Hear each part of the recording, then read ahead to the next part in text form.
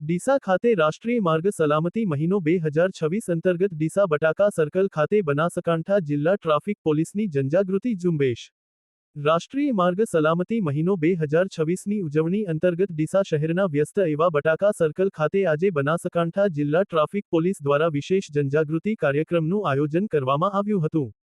માર્ગ અકસ્માતોમાં ઘટાડો લાવવા તેમજ વાહનચાલકોમાં ટ્રાફિક નિયમોની પાલનશીલતા વધે તે હેતુથી આ અભિયાન હાથ ધરવામાં આવ્યું હતું. આ અભિયાન દરમિયાન સીટ બેલ્ટ બાંધેલા 4 ચક્રી વાહનચાલકો તેમજ હેલ્મેટ પહેરેલા બાઇકચાલકોને જિલ્લા ટ્રાફિક પોલીસ દ્વારા ગુલાબનું ફૂલ આપી સન્માનિત અને પ્રોત્સાહિત કરવામાં આવ્યા હતા. ટ્રાફિક પોલીસની આ માનવીય અને પ્રેરણાદાયી પહેલથી વાહનચાલકોમાં આનંદ અને જવાબદારીની લાગણી જોવા મળી હતી. કાર્યક્રમમાં ASI Rameshbhai Nanjibhai Dabhi, ASI Rameshbhai Rajabhai, ASI Mukeshbhai Yadav સહિત જિલ્લા ટ્રાફિક પોલીસ સ્ટાફે માર્ગ સલામતી અંગે લોકોને સમજ આપી હતી તેમજ હેલ્મેટ અને સીટ બેલ્ટ જીવન બચાવે છે તે સંદેશ આપ્યો હતો.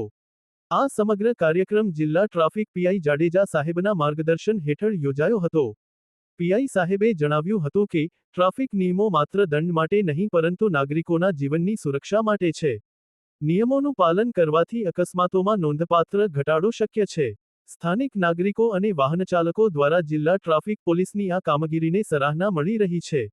રાષ્ટ્રીય માર્ગ સલામતી મહિના દરમિયાન આવા જાગૃતિ કાર્યક્રમો જિલ્લામાં વિવિધ સ્થળોએ યોજાશે તેમ ટ્રાફિક વિભાગે જણાવ્યું હતું.